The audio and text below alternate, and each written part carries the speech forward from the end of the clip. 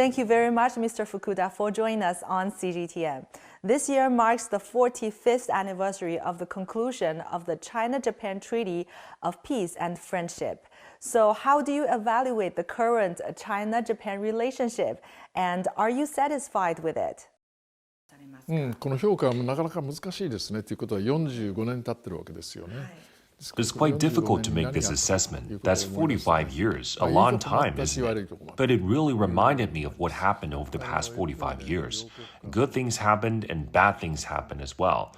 As for the national sentiment towards each other, I don't think it has improved much, or even it is getting worse. It was not that good before, too. I think we need to carefully rethink the reason for that once again.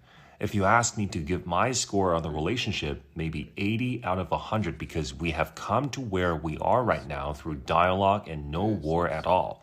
But there are also many troubles we came across, so sometimes I would also think to give only 50. So how well has the treaty worked for the Sino-Japanese relations, and what's its relevance today? The China-Japan Treaty of Peace and Friendship was concluded 45 years ago, and from that moment on, Japan-China exchanges, especially in economic fields, have been very frequent. During that period, China's witnessed rapid economic development. Therefore, I don't think the treaty has been pointless. China's economy is already 3 times the size of Japan's, or even larger, and it is still developing quickly and is even getting closer to the United States, the world's largest economy. It has grown to a scale that in the past was never imagined. Small as its role might have been, I think the treaty might have contributed.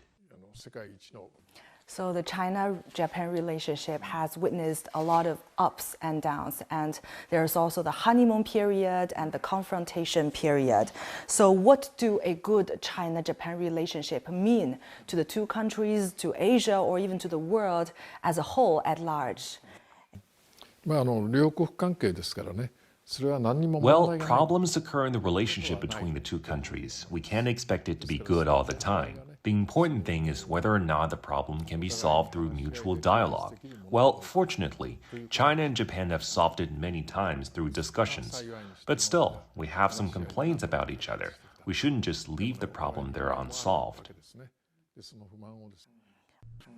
According to the opinion poll, 41.2% of Chinese and 68.4% of Japanese think that the relationship between China and Japan are not good. So, and also many young people in Japan say that they have never heard of the China-Japan Treaty of Peace and Friendship. So what is the possible reason? And at this stage, what kind of efforts should be done to deepen mutual understanding? I think it is necessary to have exchanges between the people. So, I think the Chinese people's favorability for Japan is better than the Japan's people's favorability toward China. This is because I think a lot of Chinese people come here for sightseeing, see the country of Japan, and the people from their own eyes. By doing that, can help develop mutual understanding. But unfortunately, there are not many Japanese people visiting China. I think the people of Japan in Japan also need to visit China more and more and learn the Chinese people's way of thinking or understand each other. I hope the two peoples can think of the other as a good partner and trusted friend. Where would you recommend Japanese people to come and visit China? I like things that has traveled through time. Also, I know Xi'an best, so I think Xi'an is a good choice. But there are good places everywhere in China. Many places have been rebuilt into tourism sites. I think there's a big gap between the image of China that Japan people have in the past and the reality of today. And I really want the Japanese people to see it on their own. I believe they will like it.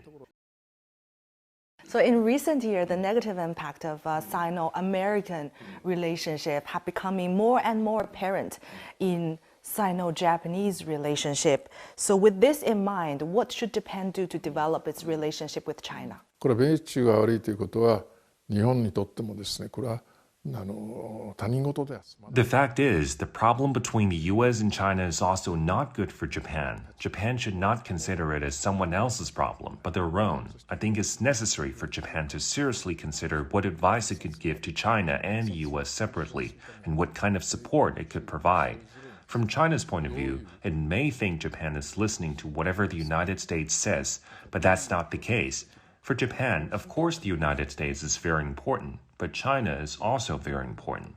We're clearly well aware of that. Japan must devise a way to mediate so the U.S. and China do not quarrel. In a word, I believe Japan needs to regard the issue of friction in the U.S.-China relationship as a problem of its own and make efforts to resolve that. The peaceful and friendly relationship between China and Japan cannot be maintained without the rule of the younger generation. During the honeymoon period, there were a lot of close contacts between the two younger peoples, and there were also a lot of activities held to maintain such friendly relationship. But as for now, there are not as much. So what else can we do to maintain such relationship? I think the coronavirus in the past 3 years could be part of the reason, but now is over. Everyone can go to any country right now. China and Japan are just so close. Besides, tickets for flights aren't high. I wish Japanese people could come to China, as a neighboring country, to see the beautiful scenery and introduce China to other people and tell them how beautiful the country is. Of course, I wish Chinese people could also introduce Japan to more of their friends. In both China and Japan, there are a lot of people who are committed to the friendly relationship, the stable relationship between China and Japan, including the scholars, Japanese learners, and researchers. Do you have any message for them? Since we're now in a peaceful and stable bilateral relationship, we need to cherish that. I don't think China and Japan should decouple, but maintain close contact. I really wish there was more interaction carried out in between, and I wish people from the two countries could make those kinds of effort. Also, by continuing such exchanges, more people might be attracted to that work. After all, communication is the most important thing. What are your expectations for future China-Japan relations? I think Japan and China should live as one, and I hope that a stable, peaceful, and friendly relationship between the two countries would have a positive impact on other parts of the world. That way, the two countries would attract more trust. I think that's what we call creating a peaceful environment. I think it's important to create peace, and it's my hope they would become the source of such peace.